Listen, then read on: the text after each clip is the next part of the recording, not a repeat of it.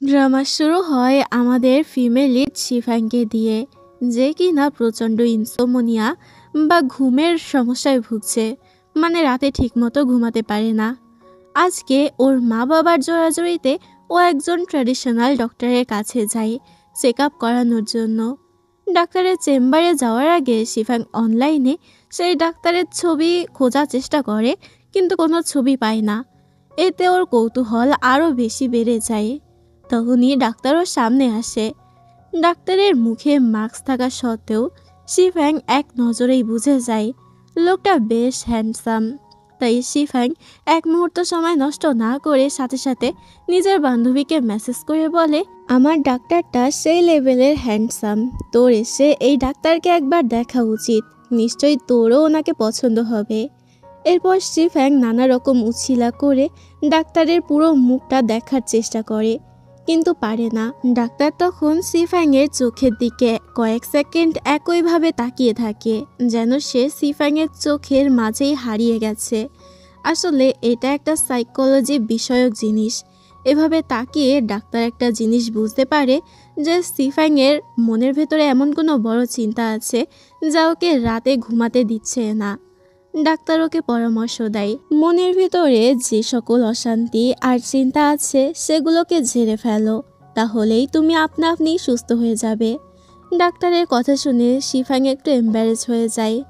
যাওয়ার সময় অসাবধানতাবশত ও নিজের একটা কাগজের তৈরি ছোট ব্যাগ সেখানে রেখে যায়। শিফাংয়ের এত কিউট একটা আর্টি ক্রাফট দেখে ডাক্তার বেশ ইমপ্রেস হয়ে যায়।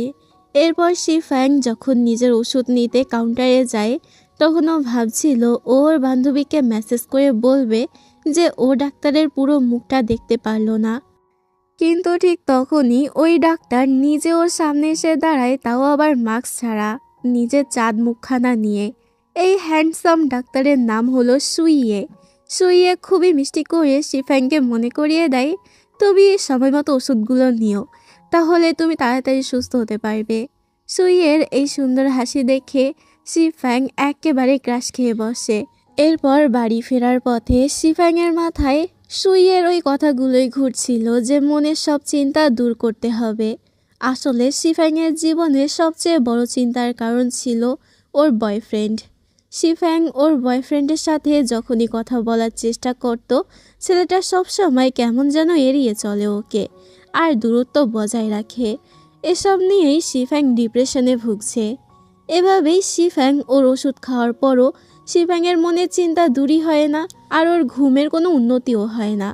পরদিন সকালে ব্রেকফাস্ট কেনার সময় ওর বান্ধবীকে ফোন করে বলে, ওই ডাক্তারের ওষুধের ফর্মুলাটা আসলে একটা ফালতু আর ধোঁকাবাজি ওষুধ, আমার তো এখনও ঘুমের সমস্যা হচ্ছে। কোইন্সিডেন্টলি তখন সুইয়েও ওই রাস্তা দিয়ে যাচ্ছিল। এ সময় সুইয়ে পেছন থেকে শিফাংয়ের এই কথা শুনে ফেলে এবং খুব শান্ত মাথায় ওকে বুঝিয়ে বলে, ওষুধ তখনই কাজ করবে যখন তুমি এটা নিয়ম করে রোজ খাবে, আর আমি তোমাকে বলেছিলাম যে সকল চিন্তা মাথা থেকে ঝেড়ে ফেলতে। শিফাং এবার প্রচণ্ড লজ্জা পেয়ে যায়। আসলেই ও নিয়ম করে ওষুধ খায়নি এবং চিন্তাগুলোও দূর করেনি। ও প্রচণ্ড লজ্জা পেয়ে সেখান থেকে এক দৌড়ে পালায়। শিফাংয়ের এভাবে পালিয়ে যাওয়া দেখে সুইয়ের মুখে একটা মিষ্টি হাসি ফুটে ওঠে। ও দোকানদারের কাছে কৌতূহল নিয়ে জানতে চায় শিফাং কি প্রতিদিন এখান থেকেই খাবার কেনে। তখন ও জানতে পারে যে শিফাং এই এলাকাতেই থাকে। এতে সুইয়ে বুঝতে পারে যে ওর নিজের ফ্ল্যাটটাও শিফাংয়ের বাসার খুবই কাছাকাছি। মূলত এই এলাকাতেই ওরও বাড়ি আছে। এটা ভেবে ও খুশি হয়ে যায়। ওদিকে শিফাং একটা হোটেলে নতুন প্রমোশন পাওয়ার পর দিন রাত কঠোর পরিশ্রম করছিল। ও এতটাই ব্যস্ত থাকতো যে মাঝে মাঝে ওর বয়ফ্রেন্ডের মেসেজের জবাব দিতে পারতো না। আবার ও যখন নিজে থেকে মেসেজ দিত, ওর বয়ফ্রেন্ডও ওকে কোনো রিপ্লাই দিত না। সব কিছুর মধ্যে ওদের সম্পর্কটা একটা জগা খিচুড়ি হয়ে গিয়েছিল। পরের দিন শিফাংয়ের সেই হ্যান্ডসাম ডাক্তারকে দেখার জন্য ওর বান্ধবী পরের অ্যাপার্টমেন্টে ওর সাথে জোর করে চেম্বারে যায়। কিন্তু কপাল খারাপ, সেদিন ওদের দুজনের সামনে সুইয়ের বদলে একজন বয়স্ক ডাক্তার এসে বসে। এতে ওর বান্ধবী চরম হতাশ হলেও শিফাং নিজের হাসি চেপে রাখতে পারে না।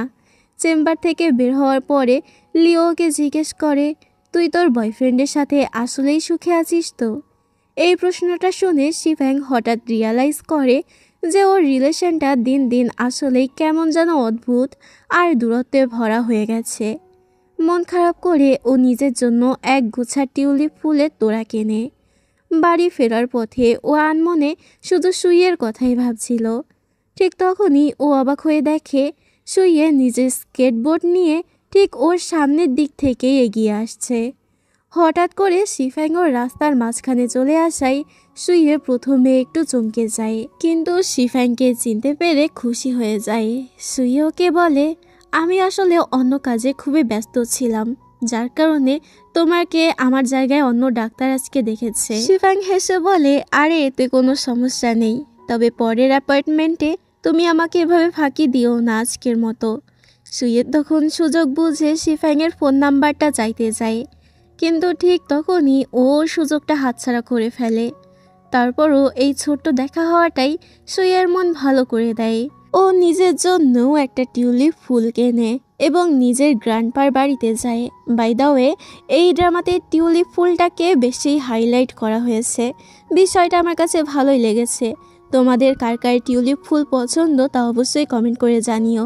তো এদিকে মজার ব্যাপার হলো ওর গ্র্যান্ডপাই ছিল সেই বয়স্ক ডক্টর যে আগের দিন শিফাংকে দেখেছিল, মানে শিফাংয়ের চেক আপ করেছিল সুইয়ের জায়গায়। শিফাং যে কত সুন্দর আর নরম মনের একটা মেয়ে সেটা গ্র্যান্ডপা আগেই বুঝেছে। তাই গ্র্যান্ডপা সুইয়েকে উৎসাহ দিয়ে বলে, তুই মেয়েটার পেছনে লেগে থাক। সুইয়েও মনে মনে খুশি হয়ে রাজি হয়ে যায়, কারণ ও অলরেডি শিফাংয়ের প্রেমে পড়ে গেছে, যদিও মনে মনে রিজেক্ট হওয়ার একটা ভয়ও ওর ছিল। ওদিকে ধীরে ধীরে শিফাংও টের পায় যে সুইয়ের দেওয়া ওষুধটা আসলেই কাজ করছে। ও এখন বেশ চনমনে আর এনার্জি ফিল করছে। এ কারণে শিফাংয়ের পর থেকে পুরো দমে হোটেলে নিজের কাজ করতে থাকে। তবে এর মাঝেই ও খেয়াল করে যে ওর বয়ফ্রেন্ড ওকে কল করেছিল, যেটা ও মিস করে গেছে। পরে ওর বয়ফ্রেন্ড যখন ওকে অফিস থেকে নিতে আসে, যেটা দেখে শিফাং অনেক বেশি খুশি হয়ে গেল। ওর বয়ফ্রেন্ড ওর দিকে চরম অবহেলা আর বিরক্তি নিয়ে তাকিয়ে থাকে। রাতে ডিনারের সময় শিফাং খাবারের একটু ছবি তুলতে গেলে ওর বয়ফ্রেন্ড রেগে গিয়ে উল্টো এটা নিয়ে সিন ক্রিয়েট করে। মূলত শিফাংকে ওর বয়ফ্রেন্ড আর সহ্যই করতে পারছে না। তার উপরে শিফাং আবার পড়াশোনার জন্য বিদেশে যেতে চায়, যে বিষয়টা ওর বয়ফ্রেন্ড একদমই পছন্দ করছে না। ওর বয়ফ্রেন্ড ওকে বিষয়টা নিয়ে খোঁচা দেয়। তার সাথে ওর বয়ফ্রেন্ড এটাও পছন্দ করে না যে শিফাং ওই হোটেলে কাজ করছে। ওর বয়ফ্রেন্ড ওকে পরিষ্কার জানিয়ে দেয়, বিয়ের পরে তোমাকে চাকরি ছেড়ে দিতে হবে। আমি অনেক বড় লোক, আমার বিজনেস পার্টনাররা এই হোটেলে এসেই থাকে। সেখানে আমার হবু বউ এভাবে চাকরি করলে মানুষের সামনে আমার স্ট্যাটাস থাকবে না। শিফাংয়ের বয়ফ্রেন্ডের প্রতিটা কথাই শিফাংয়ের প্রতি অবহেলা আর তাচ্ছিল্য প্রকাশ পাচ্ছিল। এই সময় শিফাং প্রচণ্ড অস্বস্তি বোধ করলেও মুখে কিছু বলে না। উল্টো ছেলেটা ওর উপরে আরও চিল্লাতে থাকে আর স্বার্থপর বলে ওকেই দোষাতে থাকে। এত কিছুর পরও শিফাং ওদের 7 বছরের পুরনো সম্পর্কটা ভাঙতে পারছিল না। ও অনেক চেষ্টা করে ডিনারের পরিবেশটা স্বাভাবিক করার, কিন্তু ছেলেটা কাজের বাহানা দিয়ে ওকে একাই রেখে চলে যায়। শিফাং ভেতরে ভেতরে একদমই ভেঙে পড়ে এবং নিজেকে খুবই একা আর মূল্যহীন ভাবতে শুরু করে। বাড়ি ফেরার পরে মা বাবা ওর মুখ দেখে বোঝে যে ওর মন খারাপ। তারা মনে করে যে হয়তো লাভারদের মধ্যে কোনো একটা সাধারণ ঝগড়া হয়েছে, কিন্তু শিফাং যখন ওনাদেরকে বলে, আমি এই রিলেশনটা আর রাখতে চাই না এবং ব্রেকআপ করতে চাই, তখন ওর বাবা মা পুরো আকাশ থেকে পড়ে। তারা ওকে বোঝানোর চেষ্টা করে যে এটা সামান্য একটা ঝগড়া ছিল, সবার মধ্যেই এমনটা হয়ে থাকে। তোমরা দুজনেই আসলে একে অপরের জন্য একদম পারফেক্ট, তাই তোমাদের এসব ব্রেকআপের কথা মাথা থেকে ঝেড়ে ফেলা উচিত। মা বাবার এই কথায় শিফাং বাসা থেকে বের হয়ে নিজের বয়ফ্রেন্ডকে কল দেয়, কিন্তু ওদিক থেকে কোনো রিপ্লাই আসে না। ডিনারে বয়ফ্রেন্ডের দেওয়া সেই সব অপমান আর তাচ্ছিল্যের কথা মনে করে ও কান্নায় ভেঙে পড়ে এবং কাঁদতে কাঁদতে ইচ্ছে মতো খেতে শুরু করে। আসলে কিছু কিছু মেয়ে আছে যাদের একটু মন খারাপ হলে খিদে লেগে যায়।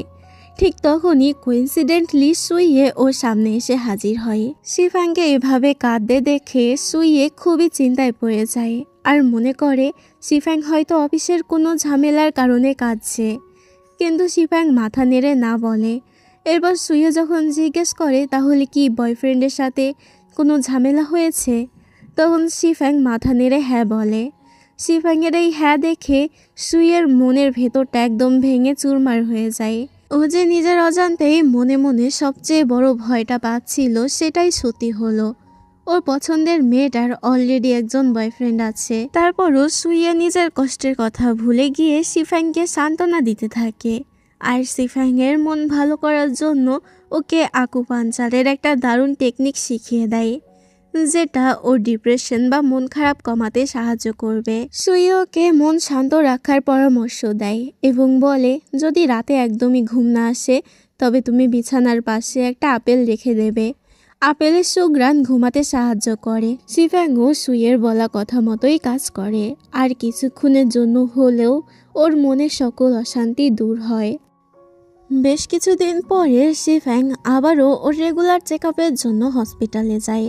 সুইয়ে এই সুযোগে ওকে বুঝিয়ে বলে মনের ভেতরে সব জমানো আবেগ যত দ্রুত সম্ভব বাইরে বের করে দেওয়া উচিত। নিজের কষ্টগুলোকে মনের ভিতরে চেপে রাখা একদমই উচিত নয়। এরপর সুইয়ে যখন ওকে আকুপাংচার থেরাপি দিচ্ছিল তখন রিল্যাক্স ফিল করায় শিফাং ওখানেই ঘুমিয়ে পড়ে।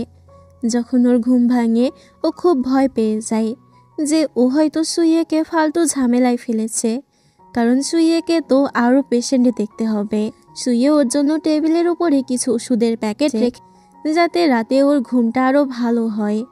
এরপর শিফাং চলে যাওয়ার পরে সুইয়ে আবারও আফসোস করতে থাকে যে ও এবারও কেন শিফাংয়ের ফোন নাম্বারটা চাইতে পারলো না। ওদিকে শিফাং হসপিটাল থেকে সোজা নিজের হোটেলে জবের জায়গায় চলে আসে। তো ওখানে গিয়ে যখন ও নিজের ফোনটা চেক করে তখন ওর পায়ের নিচ থেকে মাটি সরে যায়। ও দেখে ওর বয়ফ্রেন্ড সামনাসামনি কথা বলার সাহসটুকুও দেখায়নি। সে জাস্ট একটা টেক্সট মেসেজ পাঠিয়ে ওদের 7 বছরের রিলেশনটাকে এক ঝটকায় ব্রেকআপ করে দিয়েছে। শিফাং ওর বয়ফ্রেন্ডের সাথে যোগাযোগ করার চেষ্টা করে, কিন্তু দেখে ছেলেটা ওকে সব জায়গা থেকে ব্লক করে দিয়েছে। 7 বছরের একটা সম্পর্ক এত সহজে আর এত নির্মমভাবে শেষ হয়ে গেল দেখে শিফাং একদম ভেঙে পড়ে। এর মধ্যেই অফিসে শিফাংকে ওর বয়ফ্রেন্ডের বাবার মুখোমুখি হতে হয়, যে ভদ্রলোক ওকে কখনোই পছন্দ করতেন না।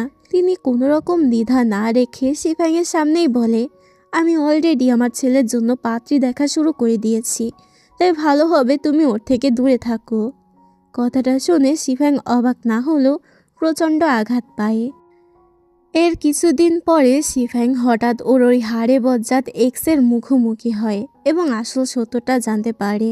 ওর বয়ফ্রেন্ড ওকে বলেছিল যে সে কাজের সূত্রে বিদেশে চলে যাচ্ছে, তাই ব্রেকআপ করছে, কিন্তু আসলে ও কোনো বিদেশ টিদেশ যায়নি, বরং আরামায়ে সেই দেশেই ঘুরে বেড়াচ্ছে।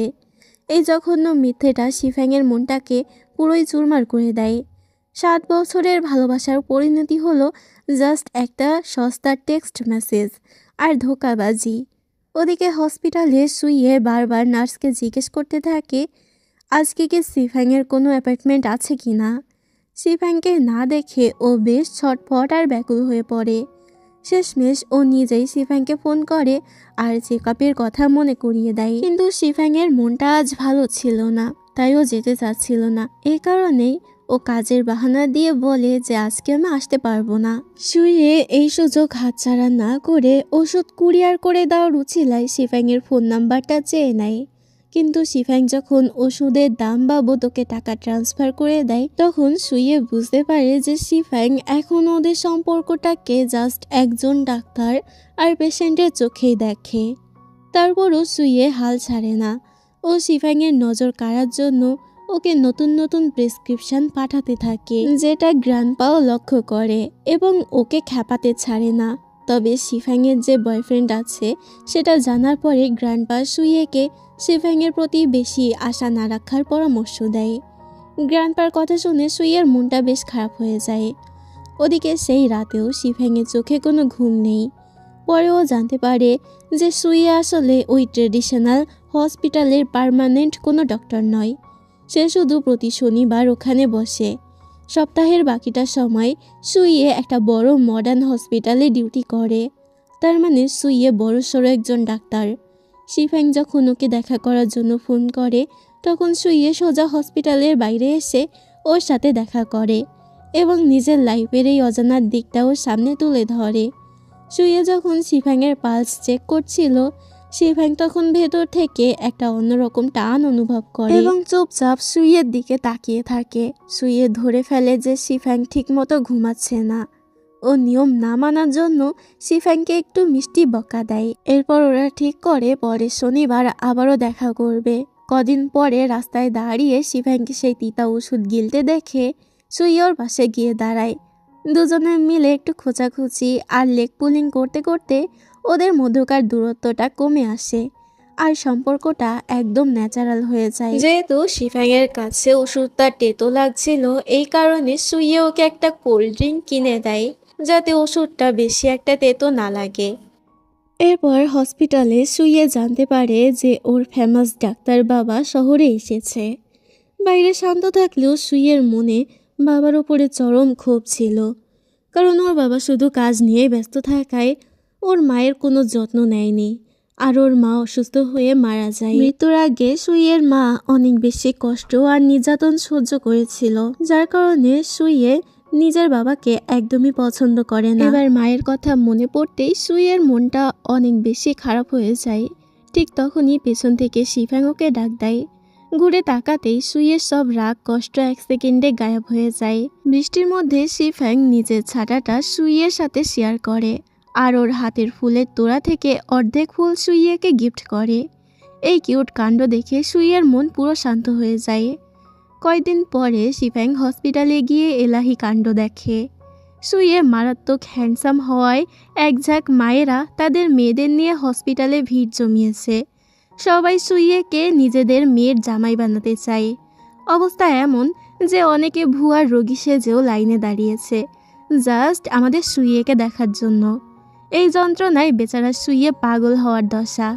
তাই একটু শান্তিতে কথা বলার জন্য সুইয়ে শিফাংকে চেম্বারের বাইরে অন্য জায়গায় ডাকে। শিফাং ওর জন্য বাসা থেকে লাঞ্চ বানিয়ে এনেছিল, যেটা দেখে সুইয়ে দারুণ খুশি হয়ে যায়।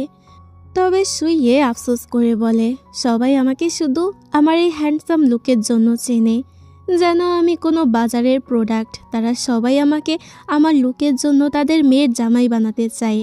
আর কেন জানি না সমাজের লোক 30 পার হতেই বিয়ের জন্য এত প্রেশারাইজ করে। তবে আমি লাইফে শুধু পড়াশোনা আর কাজই করেছি, কখনো প্রেম করিনি। কিন্তু পরক্ষণে ও শিফাংয়ের দিকে তাকিয়ে জেনে শুনে বলে, আসলে আমি এতদিন প্রেম করিনি কারণ আমার লাইফের পারফেক্ট মানুষটা হয়তো এখন আসেনি বা এসেছে, তবে তার কাছে আমি পাত্তা পাই না। মানে কথায় কথায় ও ডিরেক্ট শিফাংকে পরোক্ষভাবে প্রপোজ করে দেয়। কিন্তু কপাল খারাপ, শিফাং এত বড় ইনডাইরেক্ট প্রপোজালটা বুঝতেই পারে না। খাওয়া দাওয়া শেষে শিফাং হঠাৎ সুইয়ের হাতটা নিজের দিকে টানে। সুইয়ে দেখে শিফাংয়ের হাতে একটা আংটি। সুইয়ে তো পুরোই শকড হয়ে যায়, কিন্তু শিফাং আসলে রোমান্টিক কিছু করার জন্য নয়, জাস্ট ডাক্তার বাবুকে একটা হেল্প করার জন্যই আংটিটা বের করেছে। এটা পরে থাকুন, তাহলে সবাই ভাবে আপনার বিয়ে হয়ে গেছে, তাহলে মেয়েদের মায়েরা আপনাকে জামাই বানানোর জন্য আর প্যারা দেবে না। আমাদের রসিক ডাক্তারবাবু সুইয়ে এই সুযোগে আংটিটা পেয়ে তো মহা খুশি হয়ে যায়। ও চেম্বারে আসা সকল রোগীদের আংটিটা এমনভাবে দেখাতে লাগে যেন ও সত্যিই বিবাহিত। ব্যাস কাজ হয়ে যায়। এরপর থেকে ওই সব বিরক্তিকর ভুয়া রোগীদের হসপিটালে আসা একদম বন্ধ হয়ে যায়। কয়দিন পরে শিফাং কাজের চাপে হসপিটালে ওষুধ নিতে যেতে পারছিল না, তাই সুইয়ে নিজেই ওর ওষুধ পৌঁছে দিতে যায়। কিন্তু শিফাংয়ের বাসার কাছে পৌঁছেই সুইয়ে দেখে শিফাং ওর মা বাবার সাথে দাঁড়িয়ে আছে। শিফাং দূর থেকেই সুইয়েকে দেখেই হাত দিয়ে ইশারা করতে থাকে যাতে সুইয়ে সামনে না আসে। তারপরও সুইয়ে দূর থেকে আংটি পরা হাতটা উঁচিয়ে দেখায় যে আমি তোমার জন্য ওষুধ নিয়ে এসেছি। শিফাং মা বাবার কাছ থেকে কোনো মতে একটা বাহানা দিয়ে কেটে পড়ে সুইয়ের সাথে দেখা করতে আসে। এসে ও সুইয়েকে বলে, আমার মা বাবা তোমাকে দেখলে একটা বড় ঝামেলা হয়ে যেত। সুইয়ে তো কিছুই বুঝতে পারে না যে ঝামেলা কেন হবে। তখন শিফাং একটু লজ্জা পেয়ে বলে, আসলে ওনারা আমার জন্য পাত্র খুঁজছে। যদি তোমার মতো এত হ্যান্ডসাম একজন ডক্টরকে দেখে তাহলে ওনারা তোমার পিছনেই পড়ে যাবে তোমাকে নিজের মেয়ের জামাই বানানোর জন্য। পরের দিন শিফ্যাং লিওকে সুইয়ের কিছু ভিডিও দেখায়। বান্ধবী ভিডিও দেখেই এক নজরে ধরে ফেলে যে এদের মধ্যে ডালমেকুচ কালা হে। সে শিফ্যাংকে বলে, তোমাদের সম্পর্কটা মোটেও সাধারণ ডাক্তার রোগীর মতো নয়। লিও ওকে সুইয়ের দিকে এগিয়ে যাওয়ার পরামর্শ দেয় আর সুইয়েকে ডেট করতে বলে, কিন্তু শিফ্যাং উল্টো ওকে বুঝিয়ে বলে, আমরা জাস্ট ফ্রেন্ড, আর আমি খুব জলদি হায়ার স্টাডিজের জন্য বিদেশে চলে যাব। সো আমি যদি চলে যাই তাহলে আমাদের রিলেশনটা তো লং ডিস্টেন্স হয়ে যাবে। আর তাছাড়া আমার মতে এই যুগে লং ডিস্টেন্স রিলেশনশিপ একদমই প্র্যাকটিক্যাল না। এরপর শিফ্যাং বাসায় ফিরতেই দেখে ওর বাবা মার হাতে সুইয়ের সাথে ওর কিছু ছবি চলে এসেছে এবং তারা অলরেডি শিফ্যাংকে সন্দেহ করা শুরু করেছে। কোনো উপায় না দেখে শিফ্যাং শেষমেশ স্বীকার করে যে ওর ওই বয়ফ্রেন্ডের সাথে ওর ব্রেকআপ হয়ে গেছে এবং ও এখন বিদেশে পড়তে যেতে চায়। মেয়ের মুখে এই কথা শুনে বাবা মা মারাত্মক রেগে যায়। তাদের মতে মেয়ের বিয়ের বয়স পার হয়ে যাচ্ছে, এখন যদিও বিদেশে যাওয়ার নামে আরও দেরি করে তবে পরে আর ভালো পাত্র পাওয়া যাবে না এবং সংসার বাচ্চা কাচ্চা মেনটেন করা কঠিন হয়ে যাবে। মা বাবার এই ব্যাকডেটেড কথাবার্তায় শিফ্যাংয়ের মন পুরো খারাপ হয়ে যায়। ও মন ভালো করতে সুইয়ের সাথে বাইরে খেতে যায়। সুইয়ে যখন শোনে যে শিফ্যাংয়ের ফ্যামিলি ওর বিদেশে যাওয়ার বিরুদ্ধে, তখন ও শিফ্যাংকে বলে সবসময় নিজের মনের কথা শুনবে। এখন যদি তুমি মা বাবার চাপে নিজের স্বপ্ন স্যাক্রিফাইস করো তবে ফিউচারে তোমাকে আফসোস করতে হবে, তবে ডিসিশনটা শেষ পর্যন্ত তোমার নিজেরই নেওয়া উচিত। সুইয়ের এরকম ম্যাচিওর কথাবার্তা শুনে শিফ্যাং মনে অনেকটা জোর পায়। ও বাসায় ফিরে একদম শক্ত মুখে মা বাবাকে জানিয়ে দেয় আর বলে, আমি বিদেশে যাবই। ওদিকে সুইয়ে নিজের ফ্যামিলি নিয়ে এখনও ভেতরে ভেতরে বেশ আপসেট ছিল। বাবার সাথে ওর দূরত্ব ওকে বেশ কষ্ট দিচ্ছিল, কিন্তু পরে ফ্যাং যখন ওকে এসে গুড নিউজ দেয় যে ওর ফ্যামিলি শেষ পর্যন্ত ওর বিদেশে যাওয়ার ডিসিশনটা মেনে নিয়েছে, তখন সুইয়ের মন খুশিতে একদম চাঙ্গা হয়ে ওঠে। এই খুশি সেলিব্রেট করতে ওরা দুজনেই রাতে একসাথে ঘুরতে বের হয় এবং গল্প করতে করতে কখন যে ভোর হয়ে যায় ওরা নিজেরাও টের পায় না। একসাথে সূর্যোদয় দেখার সময় শিফ্যাং খেয়াল করে সুইয়ের কথার মাঝে কেমন যেন একটা মন খারাপ লুকিয়ে আছে। ও বুঝতে পারে সুইয়ের অতীতটা বেশ কষ্টের আর ওর বাবার সাথে ওর মারাত্মক একটা ঝামেলা চলছে। তখন শিফ্যাং রিয়ালাইজ করে যে লাইফে এমন কিছু কষ্ট থাকে যা কখনো মুখে প্রকাশ করা যায় না। এরপর কয়েকদিন পরের ঘটনা দেখানো হয়। হোটেলের এক গেস্টের হারিয়ে যাওয়া আংটি খোঁজার জন্য শিফ্যাংকে বৃষ্টির মধ্যে নামতে হয়। ওদিকে আবার ওর পিরিয়ড চলছিল, যার কারণে এই অতিরিক্ত চাপে ওর পেটে মারাত্মক ব্যথা হয়। হোটেলে ফিরে ও যখন ব্যথায় প্রায় অজ্ঞান হওয়ার দশা, ঠিক তখনই সুইয়ে ওকে ধরে ফেলে আর নিজের চেম্বারে নিয়ে আসে। শিফ্যাং এ সময় এটা ভেবেই চিন্তায় পড়ে যায় ও আবার এই চেম্বারটা নোংরা না করে ফেলে যেহেতু ওর পিরিয়ড চলছে, কিন্তু সুইয়ে ওসবে পাত্তাই দেয় না। সুইয়ে প্রচণ্ড কেয়ার আর ভালোবাসার সাথে শিফ্যাংয়ের যত্ন নিতে লাগে। সুইয়ে ওকে জিজ্ঞেস করে, আসলে কি হয়েছিল বলো তো? শিফ্যাং প্রথমে বলতে না চাইলেও শেষমেশ নিজের সব কষ্ট চাপতে না পেরে কেঁদেই ফেলে। এরপর শিফ্যাং ঘুমিয়ে পড়লে সুইয়ে একা একা বসে ভাবে 7 বছরের রিলেশনটা ভাঙার পরে এই মেয়েটার উপর দিয়ে আসলে অনেক বড়ই ঝড় যাচ্ছে। ওদিকে ঘুম থেকে উঠে সুইয়ের এই কেয়ারিং রূপ দেখে শিফ্যাংয়ের মন পুরোই গলে যায়।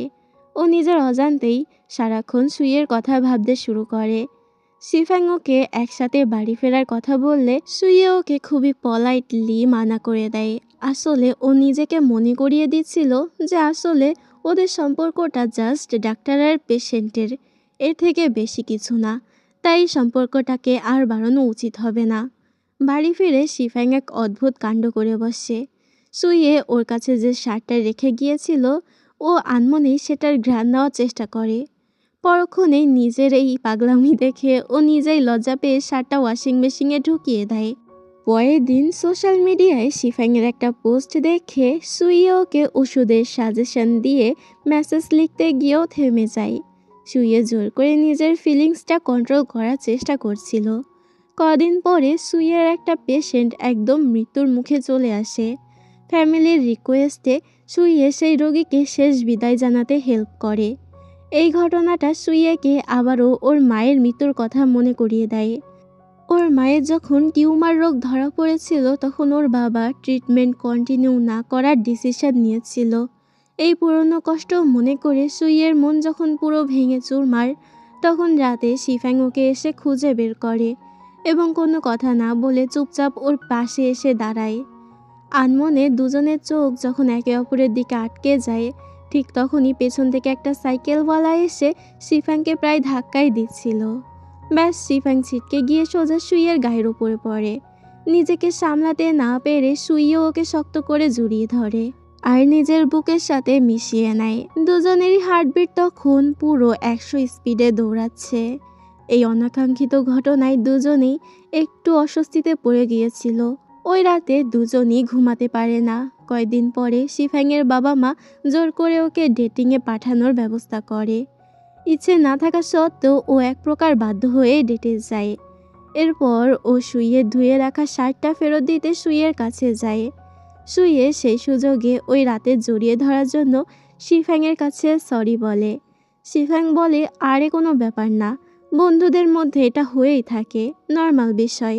তবে এটা মোটেই নর্মাল ছিল না, কারণ দুজনের মধ্যেই একটা আলাদা অনুভূতি কাজ করছিল।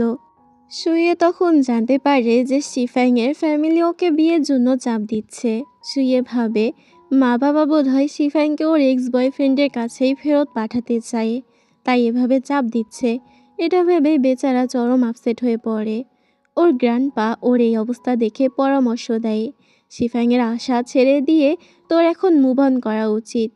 কিন্তু সুইয়ে মনে মনে ভাবে যে ছেলে শিফাংকে ভালোবাসতে জানে না, সে কোনোভাবেই শিফাংয়ের যোগ্য নয়। তাহলে শিফাং কেন ওর কাছে ফেরত যাবে? ওদিকে হসপিটালে এক জুনিয়র ডাক্তার সুইয়েকে রিকোয়েস্ট করে যে তার বদলে সুইয়ে যেন একটা ব্লাইন্ড ডেটে যায়, কারণ ছেলেটা ডেটে যেতে একদমই পছন্দ করে না। কিন্তু সুইয়ের মনেও তো অন্য একজন আছে, তাহলে ও কেন অন্য মেয়ের সাথে ডেটে যাবে? তাই ও ডিরেক্ট না করে দেয়। অগত্যা ওই জুনিয়র ডাক্তার নিজেই সেই ডেটে যায়, আর সেখানে গিয়ে দেখে পাত্রী আর কেউ নয়, আমাদের শিফাং।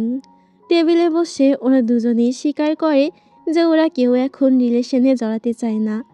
ব্যাস এরপর দুজনের মধ্যে চমৎকার একটা ফ্রেন্ডলি আড্ডা জমে ওঠে। সুইয়ে যখন জানতে পারে যে ওর ওই জুনিয়র ডাক্তারের ডেটটা আসলে শিফাংয়ের সাথেই ছিল, তখন ও মনে মনে বেশ শান্তি পায়। ও কনফার্ম হয়ে যায় যে শিফাং এখনও সিঙ্গেল আর ওর ওই এক্স বয়ফ্রেন্ডের কাছে ফেরত যায়নি। শিফাং বাসায় ফেরার পরে সুইয়েকে বাইরে খেতে যাওয়ার ইনভাইট দিলে সুইয়ে উল্টো ওকে নিজের বাসায় ডেকে নেয়। সুইয়ে আসলে শিফাংকে নিজের হাতের রান্নার জাদু দেখাতে চাইছিল। যখন ও শোনে যে শিফাং একদমই রান্না করতে পারে না, তখন ও মিষ্টি হেসে বলে, তোমার রান্না করতে হবে না, তুমি জাস্ট পাশে দাঁড়িয়ে আমার রান্না করা দেখো।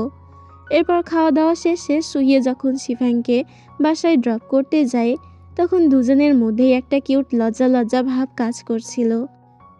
এর মধ্যে শিফাং যে হোটেলে কাজ করে এবং সুইয়ে যে হসপিটালের ডাক্তার, এই দুইটা সংগঠন মিলে একসাথে একটা প্রজেক্টে কাজ করার ডিসিশন নেয়। হোটেলের ভেষজ বা হেলদি ফুডের কিছু আইটেম চালু করা হবে এবং সুইয়ের হসপিটালের ডাক্তাররাই সেই হেলদি ফুডগুলো অর্গানাইজ করবে। সুইও খুশি খুশি এই অফারটা অ্যাকসেপ্ট করে নেয়, কারণ এতে শিফাংয়ের কাছাকাছি থাকার একটা অফিসিয়াল বাহানা পাওয়া যাবে। আর ওর ওই প্ল্যান একদম 100-তে কাজ করে।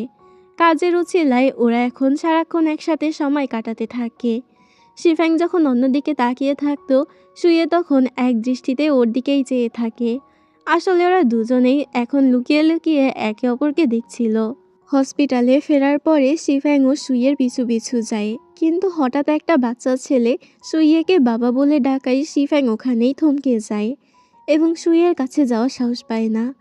ও ভুল বুঝে ধরে নেয় যে সুইয়ে হয়তো বিবাহিত আর সুইয়ের একটা বাচ্চাও আছে। ভুল বোঝাবুঝির জন্য ও এবার থেকে সুইয়ের থেকে দূরত্ব বজায় রাখার সিদ্ধান্ত নেয়। অফিসে ফিরে ওর ফ্রেন্ডদের সব কিছু খুলে বলে, তবে নিজের মনকে বুঝ দিয়ে ও সুইয়ের আশা ছেড়ে দেয়। তবে সুইয়ে এতদিন ওর হোটেলের কাজে অনেক বেশি সাহায্য করেছিল, যার কারণে ও সুইয়ের সেই ছোট ছেলেটার জন্য একটা খেলনা গাড়ি কেনে। এদিকে সুইয়ে আবার শিফাংকে নিজের বাসায় খাওয়ার ইনভাইট দিলে শিফাং ডিরেক্ট না করে দেয়, তাও শুয়ে বেশ ফুরফুরে মেজাজে ছিল, কারণ সামনের কয়েকদিন কাজের সূত্রে শিফাংয়ের সাথে ওর রোজই দেখা হবে। ওদিকে মনের কষ্টে শিফাং বান্ধবীর সাথে মদ খেয়ে মাতাল হয়ে রাতে একটা পার্কে বসে থাকে। বান্ধবী সুইয়েকে এই খবরটা দিলে সুইয়ে তাড়াতাড়ি সেখানে এসে শিফাংয়ের এই অবস্থা দেখে অবাক হয় আর ওকে পৌঁছে দিতে যায়। মাতাল অবস্থায় শিফাং সুইয়েকে আবর্জনা বলে গালি দেওয়া শুরু করে। মানে ওর তো সুইয়ের প্রতি একটা রাগ ছিল, কারণ সুইয়ের বাচ্চা আছে, ও বিবাহিত। তাই ও এখানে সুইয়েকে উল্টাপাল্টা বলতে থাকে এবং ওকে চিল্লিয়ে বলে, তুমি আমার পিছনে এসো না, আমি তোমার সাথে যাব না। তবে সুইয়ে কখনোই ওকে এই অবস্থায় ছেড়ে যাবে না। ঠিক তখনই শিফাংয়ের মা বাবা এখানে হাজির হলে শিফাং চিল্লিয়ে বলে, একটা খারাপ লোক আমাকে তাড়া করছে। ভরা মজলিসে এমন চরম বাস খেয়ে বেচারা শুয়ে ইজ্জতের ভয়ে সেখান থেকে কেটে পড়ে। পরের দিন সকালে ঘুম থেকে উঠে শিফাং সব মনে করে অনেক বেশি লজ্জা পেয়ে যায়। এই লজ্জা চোটে ও সুইয়েকে এড়িয়ে চলতে থাকে আর অনেক কোল্ড আচরণ শুরু করে, যা সুইয়েও নোটিস করে। কয়েকদিন পরে সুইয়ে যখন হোটেলের প্রজেক্টে হেল্প করতে আসে তখন হোটেলের স্টাফরা ওর হাতে ওই খেলনা গাড়ির গিফটটা তুলে দেয়। সুইয়ে তো পুরো হা করে তাকিয়ে থাকে যে এই খেলনা দিয়ে ও কি করবে। ওদিকে শিফাং পাশ থেকে ওকে একদম খিটখিটে লুক দিচ্ছিল। ডিনারের সময় সুইয়ে আর সহ্য করতে না পেরে জিজ্ঞেস করেই বসে, আমাকে খেলনা গাড়ি কেন দেওয়া হলো? শিফাংয়ের এক কলিগ তখন আমতা আমতা করে বলে, কেন, আপনার ছেলের জন্য? ব্যাস, এই কথা শুনে ওর সাথে থাকা অন্য ডাক্তাররা হেসে কুটি কুটি হয়ে যায়। তারা আসল সত্য ফাঁস করে দেয় যে সুইয়ে এখনো পুরো সিঙ্গেল, ওর কোনো বিয়েই হয়নি, তাহলে বাচ্চা কোথা থেকে আসবে? সত্যিটা জানা মাত্রই শিফাংয়ের ভুল ধারণা কেটে যায়। আরও মনে মনে বেশ খুশি হয়ে যায়। সুইও মনে মনে বিষয়টা বুঝতে পেরে অনেক মজা পায়, কারণ শিফাং আসলে ওকে নিয়ে জেলাস ফিল করছিল। খুশিতে ও নিজের প্লেটের খাবার শিফাংয়ের সাথে শেয়ার করে। খাওয়ার পরে দুজন যখন একসাথে হাঁটতে বের হয় কেউ কারোর দিকে চোখই সরাতে পারছিল না। সুইয়ে মনে মনে ভাবে, ইস, মেয়েটা এত কিউট কেন? এর কিছুদিন পরে সুইয়ে শিফাংকে একটা বিশেষ জায়গায় নিয়ে যায় আর ওখানে ওকে কিছু বিশেষ ট্র্যাডিশনাল মেডিসিন সম্পর্কে শেখায়। ওখানে গিয়ে শিফাং খেয়াল করে একটা গাছের পাতা থেকে ঠিক সুইয়ের শরীরের মতোই চমৎকার একটা সুঘ্রাণ আসছে। এটা শুনে সুইয়ে তো মনে মনে বেশ খুশি হয় যে শিফাং ওর বডি স্মেলও চেনে। কিন্তু শিফাং পরক্ষণে দুষ্টামি করে বলে, তবে এখন তোমাকে আমার কাছে একটু জটিল আর সামান্য বিষাক্ত গাছের মতো মনে হয়। এই খোঁজা শুনে সুইয়ে তো দমে না গিয়ে উল্টো আরও বেশি ফ্ল্যাট করা শুরু করে দেয় আর সুযোগ বুঝে শিফাংকে আবারও ওর বাসায় একসাথে লাঞ্চ করার ইনভাইট দিয়ে বসে। সুইয়ের দেওয়া একটা সুগন্ধে ভরা ভেষজ পট্টি নিয়ে শিফাং যখন খুশিতে গদগদ হয়ে বাড়ি ফেরে ওর মুখের ওই হাসি দেখে ওর মায়ের মনে আবারও একটু খটকা লাগে। ওদিকে সুইয়ের গ্র্যান্ডপাও সুইয়ের এই পীড়িতের সব খবরই রাখত। সে যখন সুইয়েকে ধরে সুইয়ে ডিরেক্ট জানিয়ে দেয়, আমি কোনো টাইম পাস বা ফ্ল্যাট করছি না, আমি আসলেই শিফাংয়ের প্রেমে হাবুডুবু খাচ্ছি। এদিকে হোটেলে ভেষজ খাবারের সেই প্রজেক্টটা সুপার ফিট হয়ে যায়। সুইয়ে তখন শিফাংয়ের পক্ষ থেকে সেই ছোট বাচ্চাটার, মানে যাকে শিফাং সুইয়ে ছেলে ভেবেছিল, তার হাতে একটা গিফট তুলে দেয়। বাচ্চাটা গিফট পেয়ে খুশি হলেও একটু মন খারাপ করে, কারণ ও জানতে পেরেছিল সুইয়ে অন্য একজনের প্রেমে পড়েছে। অথচ বাচ্চাটা মনে মনে চাচ্ছিল সুইয়ে যেন ওর আসল বাবা হয়। অবশ্য ছোট বাচ্চাটা সুইয়ের এই ভালোবাসা মেনে নেয় এবং সুইয়ে ওকে ধন্যবাদ জানায় আর বলা ভালো যে বাচ্চাটা অসুস্থ।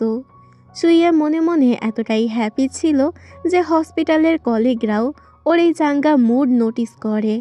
এই ফুরফুরে মেজাজেই সুইয়ে শিফাংকে আবারও ওর বাসায় আসার ইনভাইট দেয়। সব কিছুই একদম পারফেক্টলি চলছিল, কিন্তু হঠাৎ শিফাংয়ের নজর চলে যায় টেবিলে রাখা একটা আংটির উপরে। এটা তো সেই আংটি যেটা সুইয়েকেও পরিয়েছিল। সুইয়ে এক সেকেন্ডের জন্য একটু লজ্জায় পড়ে যায় আর আংটিটা তাড়াতাড়ি লুকিয়ে ফেলে। এরপর শিফাং ওকে ওদের দুজনের কিছু ছবি দেখায়। সুইয়ে ছবি দেখে মন্তব্য করে, ছবিতে আমাকে অনেক বেশি গম্ভীর লাগছে। যদিও সত্যি বলতে ওই দিনটাতে আমি ভেতর থেকে অনেক বেশি হ্যাপি ছিলাম। বাড়ি ফেরার পরও শিফাংয়ের মাথা থেকে আংটি চিন্তা দূরই হচ্ছিল না। ও ভাবছিল ওই আংটিটি কি আসলেই আমার দেওয়াটা ছিল, কিন্তু ও পুরোপুরি শিওরও হতে পারছিল না। এরপর রাতে হঠাৎ ঘাড়ের ব্যথায় শিফাংয়ের ঘুম ভেঙে যায়। তবে কপাল ভালো, ওর পার্সোনাল ডাক্তার সুইয়ে তো আছেই, তাই ও সকালেই সুইয়ের কাছে যায়। সুইয়ে ওর ঘাড়ের ব্যথা কমানোর জন্য সুন্দর করে ম্যাসাজ করে দিতে থাকে। ম্যাসাজ করার সময় সুইয়ে এত কাছে চলে আসে যে শিফাংয়ের মনে হচ্ছিল সুইয়ে বুঝি ওকে জড়িয়েই ধরছে, যদিও সুইয়ে আসলে রোমান্টিক কিছুই করছিল না।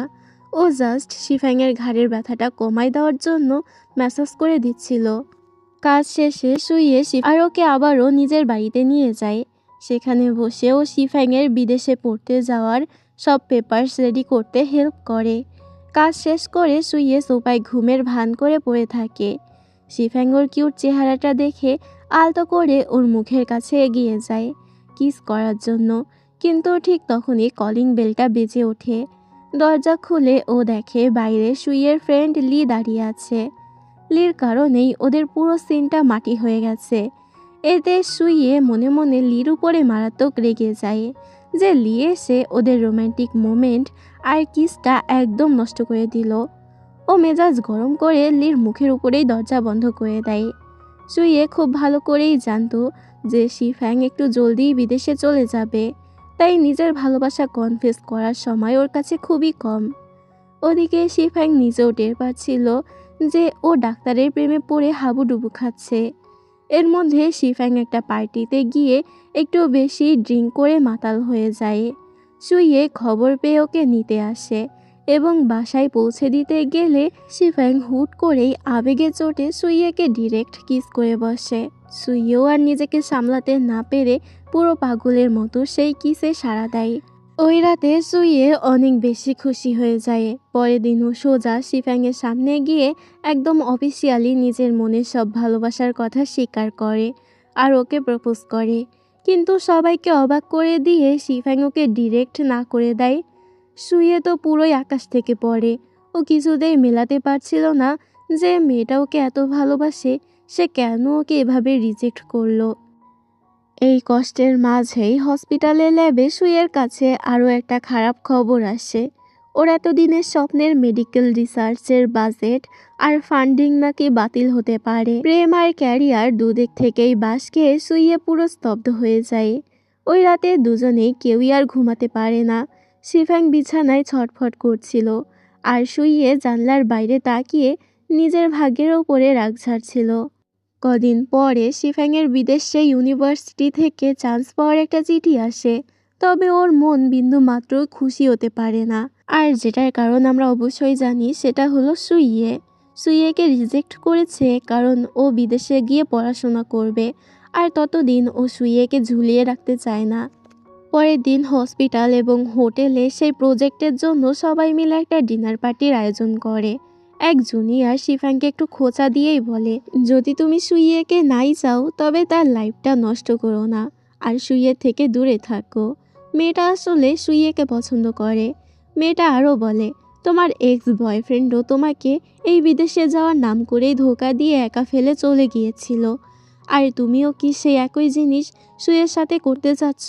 শিফাং এটা শুনে বেশ কষ্ট পায় আর প্রমিস করে বলে, আমি সুইয়ের লাইফে কোনো কনফিউজিং পরিস্থিতি তৈরি করব না বা ওকে আমার জন্য ঝুলিয়ে রাখবো না। আড়াল থেকে সুইয়ে ওদের এই সকল কথাবার্তাই শুনে ফেলে এবং ডিরেক্ট সামনে এসে শিফাংয়ের স্ট্যান্ড নিয়ে কথা বলে আর ওই মেয়েটাকে বকা দেয়।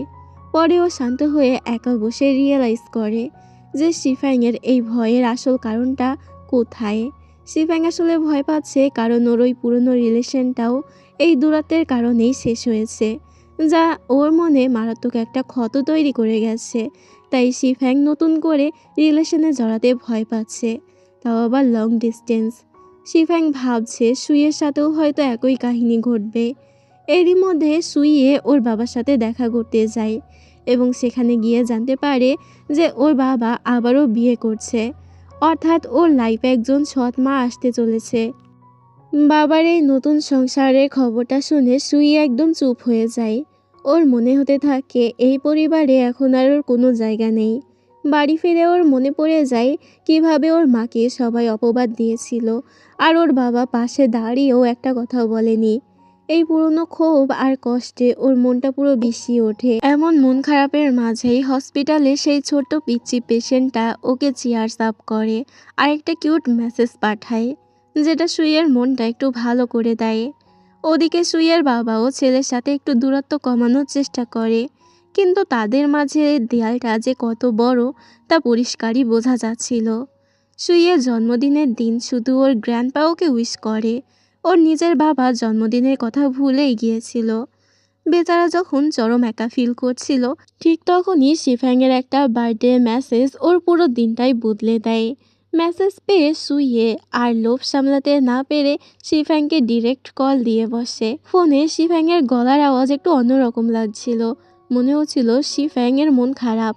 তাই সুইয়ে ওর সাথে অনেকক্ষণ কথা বলে। শিফাং সুইয়ের জন্মদিনের কথা মনে রেখে ফোনে ওকে একটা কিউট বার্থডে গান শোনায়।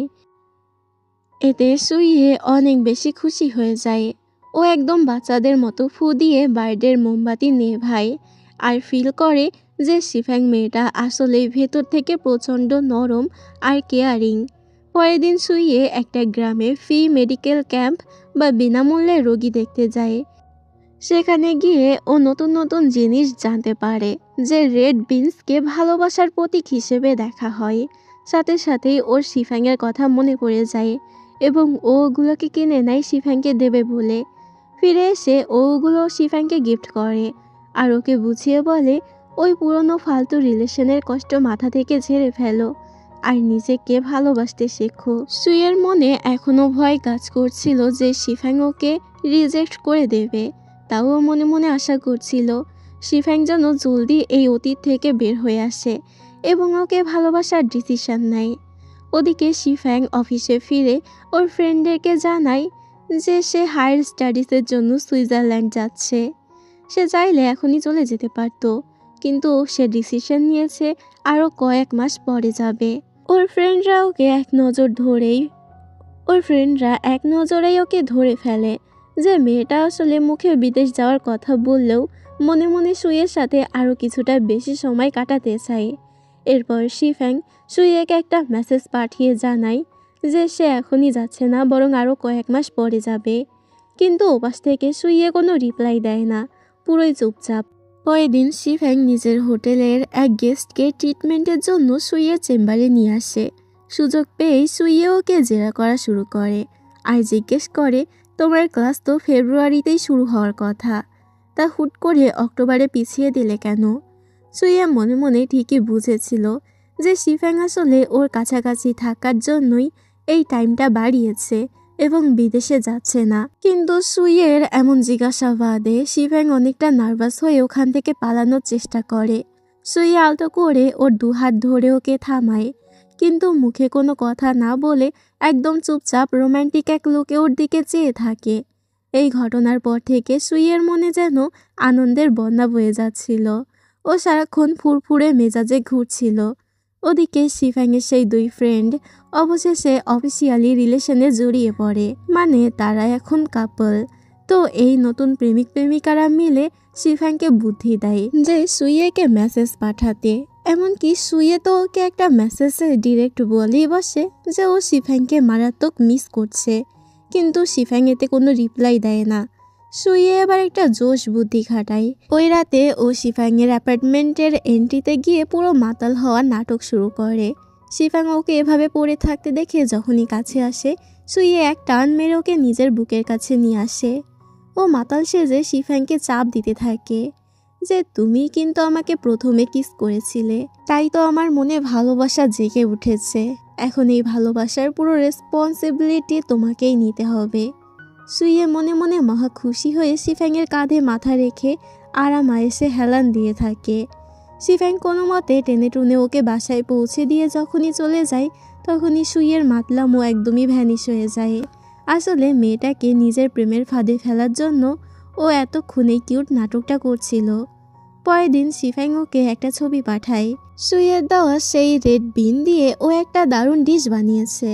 সুইয়ে বোঝে যে মেয়েটা ইচ্ছে করেই ওকে ইমপ্রেস করার জন্য এটা পাঠিয়েছে।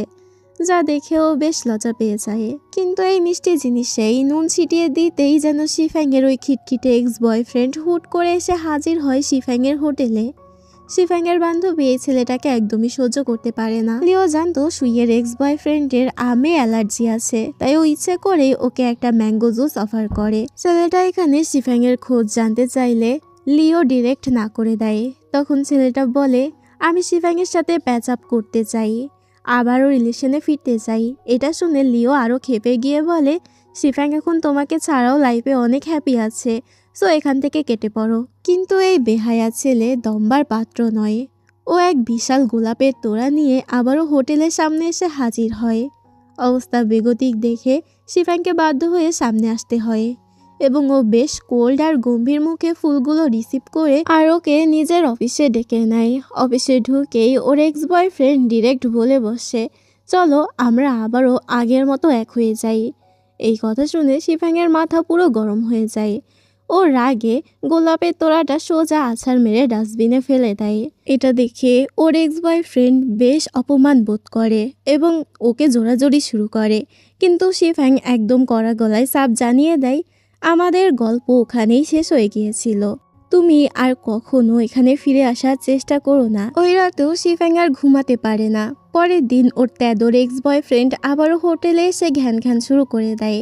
অফিসের কলিগরা যাতে উল্টাপাল্টা রটনা বা গসিপ না বানায়, সেজন্য শিফাং বাধ্য হয়ে ওর সাথে একটা রেস্টুরেন্টে যেতে রাজি হয়।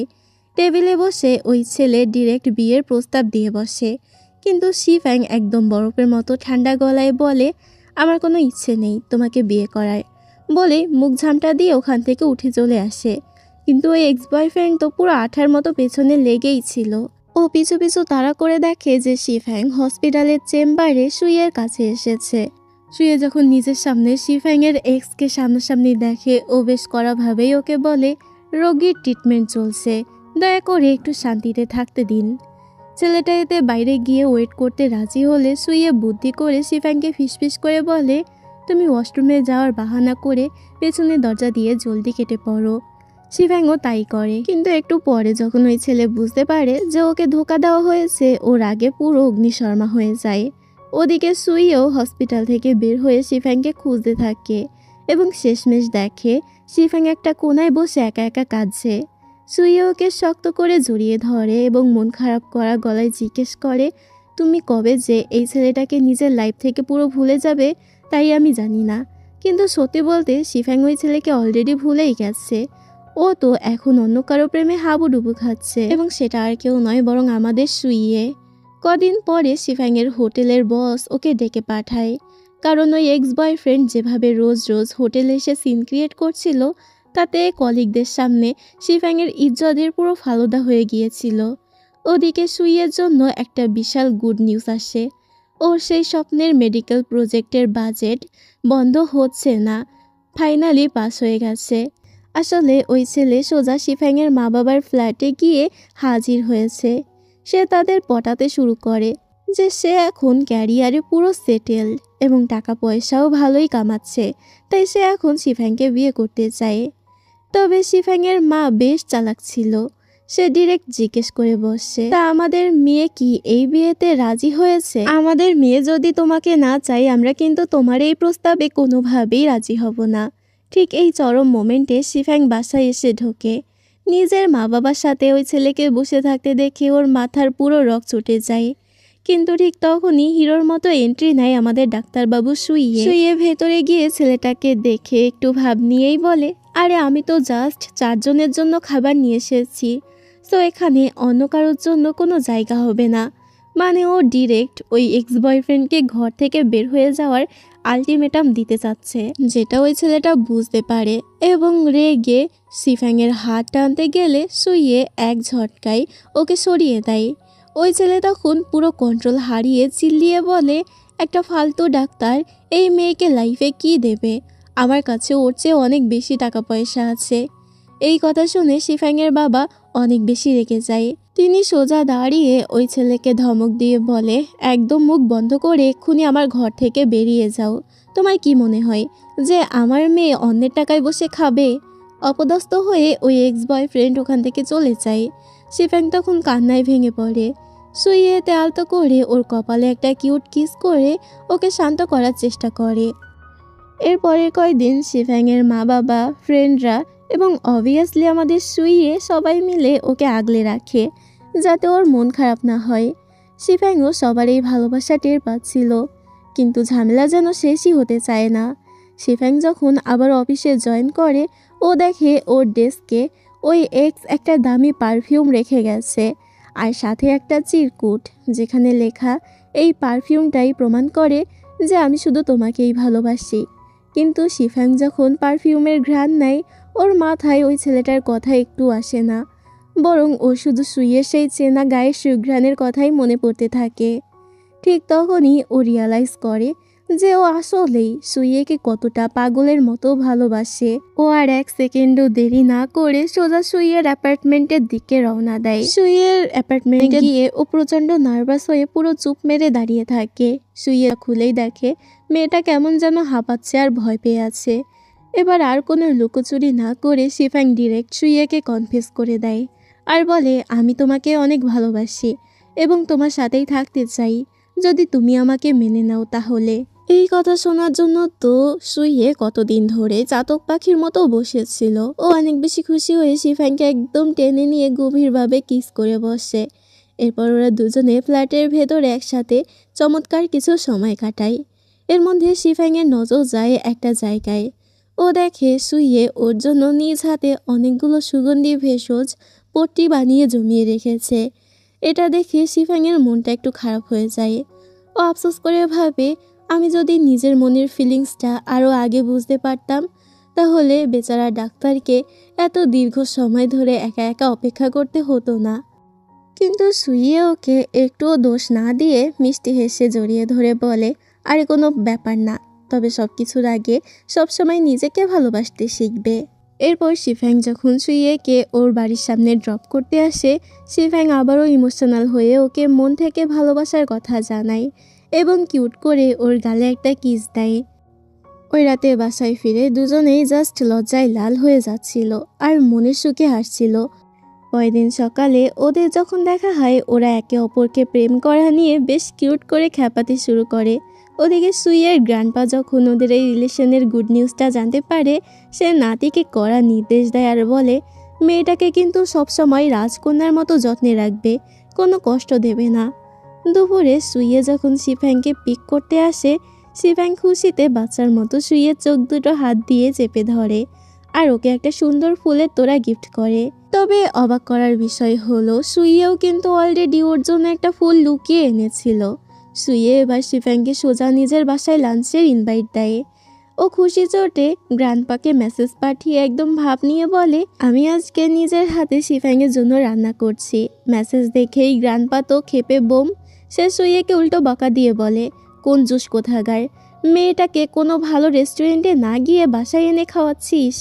শিফাং পাশ থেকে এটা বুঝতে পারে যে গ্র্যান্ডপার কাছে সুইয়ে ভালো মতোই বাস খাচ্ছে, তাই ও বুদ্ধি করে গ্র্যান্ডপাকে কেউ। এরপর খাওয়া দাওয়া শেষ হলে গল্প করার সময় সুইয়ে খেয়াল করে শিফাংয়ের মনে এখনো একটু ভয় কাজ করছে।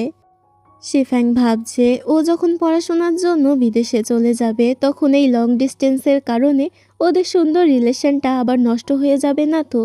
শিফাংয়ের মন থেকে এই ভয় দূর করার জন্য সুইয়ে ওকে আশ্বাস দেয় আর বলে, ভবিষ্যতে যদি কখনো আমার কোনো ব্যবহারে তোমার মন খারাপ বা কষ্ট হয়, তুমি ডিরেক্ট আমাকে বলবে, আমি নিজেকে শুধরে নেব। আর তারপরে যদি তোমার মনে হয় আমি তোমার জন্য পারফেক্ট নই, তবে তুমি চাইলে আমার সাথে ব্রেকআপও করে নিতে পারো।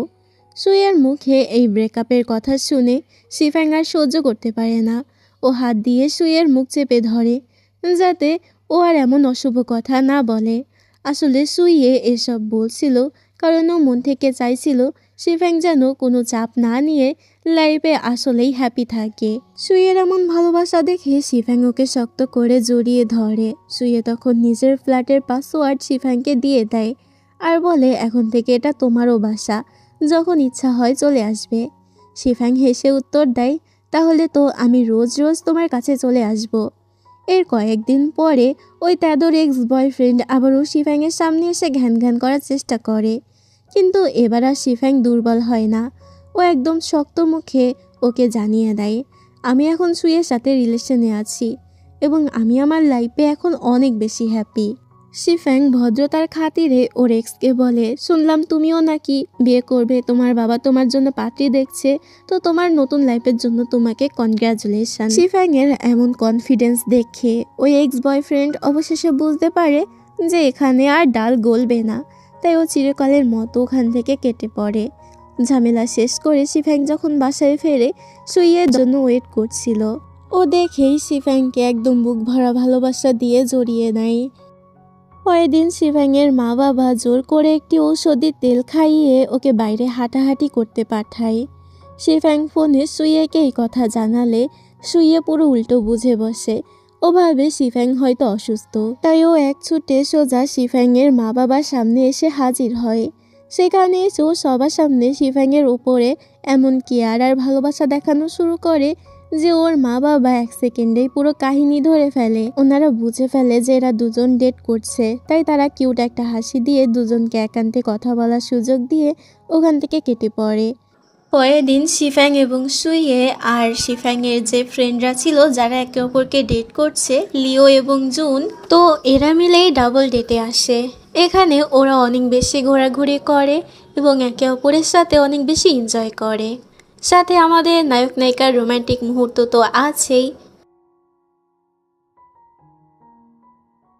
তো ঘোরাঘুরি শেষ হলে বাড়ি যাওয়ার পরে শিফ্যাং দেখে যে সুইয়ে এখনও সেই আংটিটা নিজের কাছেই রেখে দিয়েছে। এবার ও একেবারে সঠিকভাবে আংটিটা চিনে ফেলে এবং সুইয়েকে জিজ্ঞেস করে, আচ্ছা প্রথম দিন যেদিন আমাদের দেখা হয়েছিল সেদিন তো তুমি মাস্ক পরেছিলে, পরে তুমি ইচ্ছে করেই মুখ থেকে মাস্কটা নামিয়েছিলে তাই না, যাতে আমি তোমার ওই হ্যান্ডসাম চেহারাটা দেখতে পাই। সুইয়ে এখানে ডাহা মিথ্যা বলে দেয় এবং বিষয়টাকে ডিনাই করার চেষ্টা করে। উল্টো শিফ্যাংয়ের উপরে দোষ চাপিয়ে বলে, তুমি তো প্রথম দেখায় আমার ফিগার আর লুক দেখে ক্রাশ খেয়েছিলে, যদিও আমি মাস্ক পরেছিলাম। একদম উপর থেকে নিচ পর্যন্ত হা করে তাকিয়েছিলে আমার দিকে। পরে শিফ্যাং সুইয়ের হাতটা নিজের হাতের মুঠোয় নেয় আর সুইয়ের চোখের দিকে তাকিয়ে বলে, যেহেতু তুমি আমার দেওয়া ওই আংটিটা এত যত্ন করে রেখে দিয়েছো, তাই সত্যি এবার তোমাকে আমি একটা আসল আংটি গিফট করব। এটা শুনে সুইয়ে তো হা হয়ে যায় আর একটু লজ্জা পেয়েই দেরি না করে সোজা আঙুলটা বাড়িয়ে দেয়, যেটাতে সাধারণত বিবাহিত মানুষরা আংটি পরে। কিন্তু শিফ্যাং দুষ্টুমি করে আংটিটা ওই আঙ্গুলে না পরিয়ে অন্য একটা আঙ্গুলে পরিয়ে দেয়। সুইয়ে তখন বোকা সাজার ভান করে বলে, আরে আঙুল তো ভুল হয়ে গেছে, এই আঙুলে পরাতে হবে। শিফ্যাং তখন ওকে মিষ্টি করে ধমক দিয়ে বলে, অত সহজ না ডাক্তার, স্বামীর আঙুল পর্যন্ত আংটি পৌঁছাতে হলে লাইফে একটা লম্বা প্রসেস পার করতে হয়, সো অত তাড়াহুড়ো করো না, আগে আমাকে ইমপ্রেস করো। শুয়ে তখন মন খারাপের নাটক করে সোফায় ধপাস করে শুয়ে পড়ে, কিন্তু ওর ওই কিউট আর আদুরের রূপ দেখে শিফ্যাং আর নিজের ইমোশন ধরে রাখতে পারে না। ও সুইয়ের পাশে এসে বসে বলে, শোনো, এটা বিয়ের আংটি না হলে কি হয়েছে, আমি প্রমিস করছি আমি আমার পুরো লাইফ তোমার সাথেই কাটাবো। এই বলে ও সুইয়েকে গভীরভাবে কিস করে বসে।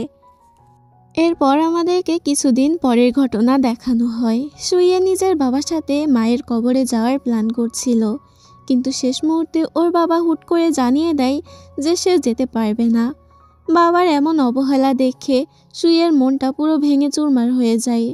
কিন্তু ঠিক তখনই হাসি মুখে সেখানে হাজির হয় শিফ্যাং ও সুইয়ের মায়ের কবরে দেওয়ার জন্য সুন্দর একতরা ফুল হাতে তুলে দেয়। এই কঠিন সময়ে শিফ্যাংকে পাশে পেয়ে সুইয়ে কোনো কথা না বলে জাস্ট ওকে শক্ত করে জড়িয়ে ধরে আর নিজের কান্না চাপার চেষ্টা করে। ওদিকে সুইয়ের গ্র্যান্ডপা তার নাতির এই মনমরা অবস্থা দেখে একটা দারুণ বুদ্ধি খাটায়। সে শিফ্যাং এবং ওর বাবা মাকে একসাথে একটা আউটিং বা ঘুরতে যাওয়ার দাওয়াত দেয়। সেখানে গিয়ে গ্র্যান্ডপার সাথে শিফ্যাংয়ের মা বাবার চমৎকার একটা আড্ডা জমে ওঠে এবং গ্র্যান্ডপা বুঝতে পারে যে শিফ্যাংয়ের মা বাবা আসলেই অনেক দিলখোলা আর ভালো মানুষ। ঘুরতে ঘুরতে গ্র্যান্ডপা সবাইকে নিজের পার্সোনাল বাগানটা ঘুরিয়ে দেখায়। পুরো বাগানে টিউলিপ ফুলে ভরা ছিল, যেটা গ্র্যান্ডপা নিজের মারা যাওয়া মেয়ে মানে সুইয়ের মায়ের স্মৃতিতে নিজের হাতে বুনেছিল। আসলে গ্র্যান্ডপা হচ্ছে সুইয়ের মায়ের বাবা। এই টিউলিপ ফুলগুলো দেখে শিফ্যাংয়ের পরে সুইয়ে যখনই ওকে ফুল গিফট করেছে, প্রতিবারই ও টিউলিপ ফুলই দিয়েছে। এটা ভেবে শিফাংয়ের গায়ের পশম খাড়া হয়ে যায় যে সুইয়ে ওকে ওর মায়ের পছন্দের ফুলই গিফট করত। দুপুরের লাঞ্চের সময় গ্র্যান্ডপা একটা জোশ কাণ্ড করে বসে। শিফাংয়ের বাবা মার সামনে সে নাতির ভাব বাড়ানোর জন্য ফাঁস করে দেয় সুই আসলে শিফাংয়ের প্রেমে একদম হাবুডুবু খাচ্ছে এবং চাতক পাখির মতো ওর পেছনে ঘুরঘুর করছে। গ্র্যান্ডপার মুখে এসব গোপন কথা শুনে সুইয়ে তো লজ্জায় টেবিলের নিচে ঢুকে যাওয়ার দশা। এখানেই শেষ না, গ্র্যান্ডপা আরও এক কাঠি বাড়িয়ে বলে সুইয়ে কিন্তু ড্রিঙ্ক করাই প্রচণ্ড ওস্তাদ, সহজেও মাতাল হয় না। ব্যাস এই কথা শোনা মাত্রই শিফাংয়ের কান খাড়া হয়ে যায়। ও 1 সেকেন্ডে ফ্ল্যাশব্যাকে চলে যায় আর ওর মনে পড়ে সেদিন রাতে সুইয়ে কিভাবে মাতাল হওয়ার নাটক করেছিল। বাসায় ফেরার পরে শিফাং সুইয়েকে একদম হাতে নাতে ধরার জন্য জেরা করা শুরু করে দেয়।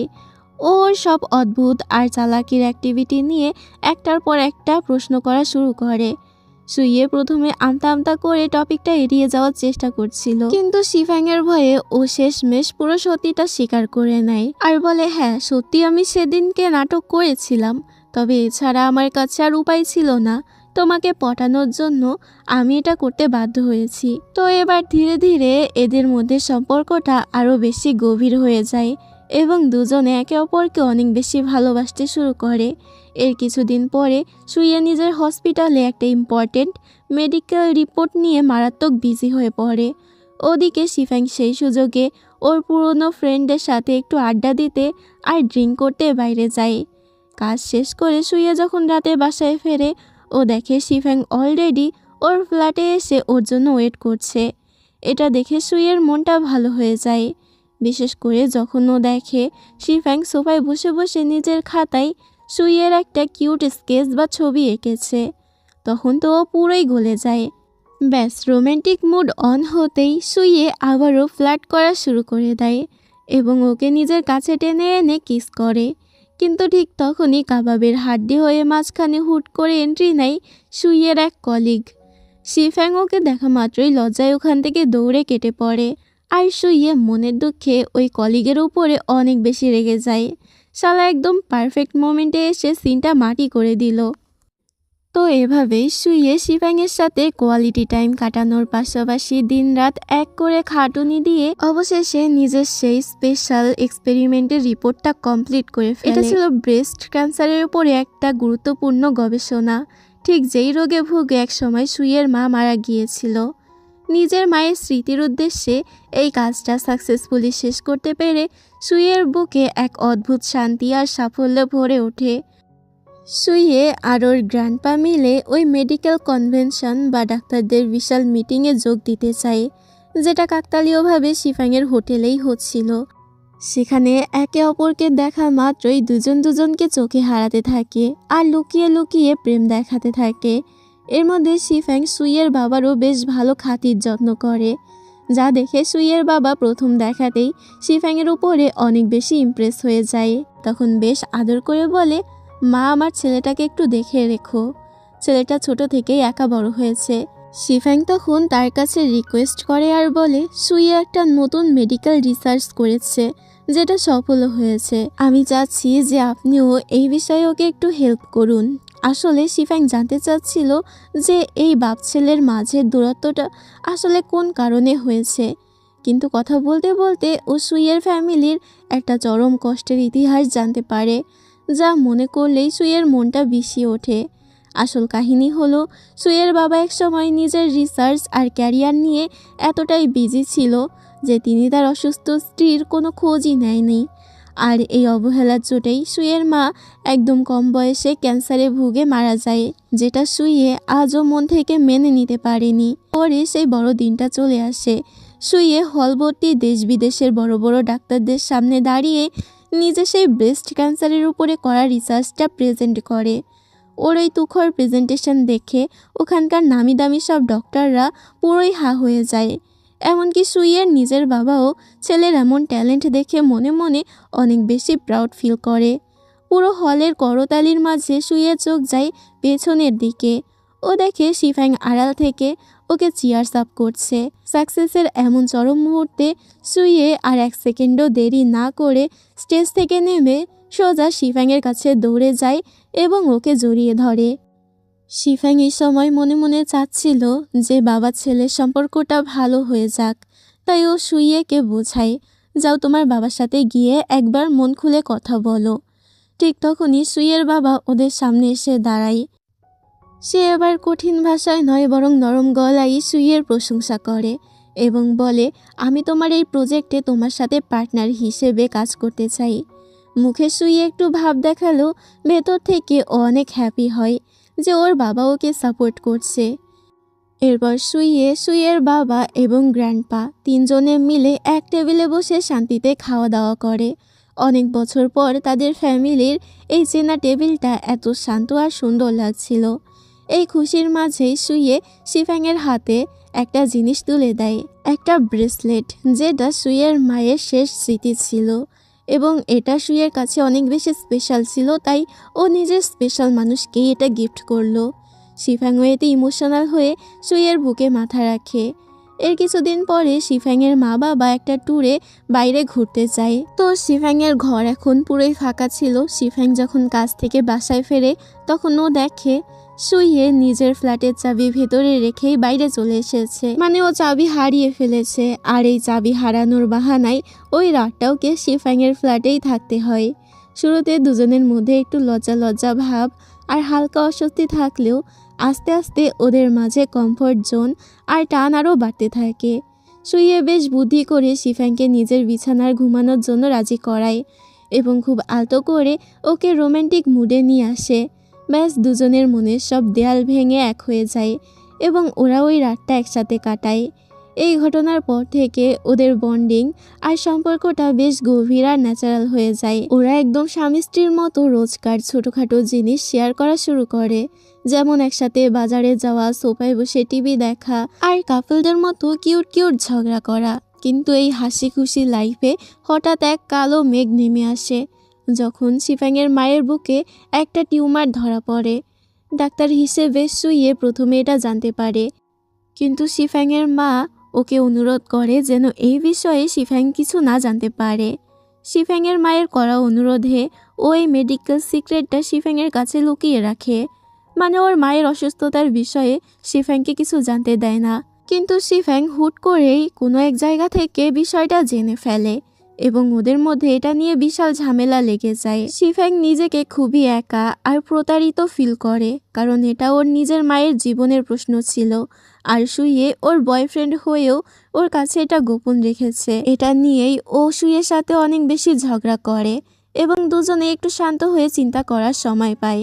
সুইয়ে ওকে শান্ত মাথায় বুঝিয়ে বলে, একজন প্রফেশনাল ডাক্তার হিসেবে রোগীর গোপনীয়তা রক্ষা করা আর মায়ের শেষ ইচ্ছেটার সম্মান দেওয়া ছাড়া আমার কাছে আর কোনো উপায় ছিল না। শিফাং মনে কষ্ট পেলেও সুইয়ের এই সততা আর প্রফেশনালিজমটা বুঝতে পারে এবং ওকে মাফ করে দেয়। এরপর শিফাংয়ের মায়ের অপারেশন ডেট পড়ে। অপারেশন থিয়েটারে থেকে বের হওয়ার পর জানা যায় যে টিউমারটা আসলে ম্যালিগন্যান্ট বা ক্যান্সার ছিল। তবে স্বস্তির বিষয় হলো এটা শরীরের অন্য কোথাও ছড়ায়নি, অর্থাৎ সঠিক সময়ে প্রপার ট্রিটমেন্ট আর থেরাপি দিলে মায়ের পুরোপুরি সুস্থ হওয়ার চান্স ছিল অনেক বেশি। মায়ের অবস্থা আগের চেয়ে ভালো হলেও শিফাংয়ের মনে একটা নতুন ভয় দানা বাঁধে। ওভাবে মা যখন হসপিটালে এত কষ্টের মধ্যে দিয়ে যাচ্ছে, তখন ও নিজের ক্যারিয়ার আর বিদেশের পড়াশোনার জন্য সুইজারল্যান্ড কিভাবে যাবে, এটা কেমন দেখায়। মায়ের টেনশনে শিফাং শেষমেশ ডিসিশন নেয় ও বিদেশের ইউনিভার্সিটির চান্সটা পুরো ছেড়ে দেবে এবং দেশে থেকেই নিজের মায়ের পাশে থাকবে। কিন্তু সুইয়ে ওর ফ্যামিলির সবাই মিলে ওকে বোঝায় যে মায়ের অসুস্থতার জন্য নিজের এতদিনের স্বপ্নের ক্যারিয়ার এভাবে বিসর্জন দেওয়া ঠিক না। তো শিফাংয়ের মা যখন এই বিষয়ে জানতে পারে, তিনিও মেয়েকে জড়িয়ে ধরে বলে, তুই নিজের স্বপ্ন পূরণ কর আর নিজের লাইফটা মন দিয়ে বাঁচ।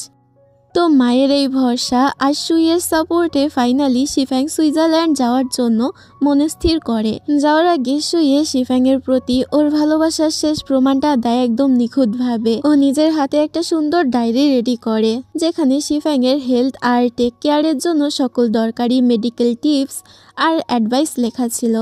অবশেষে ওদের সেই বিদায়ের ক্ষণ চলে আসে এবং দুজনে প্রচণ্ড মন খারাপ করে একে অপরের কাছ থেকে বিদায় নেয়।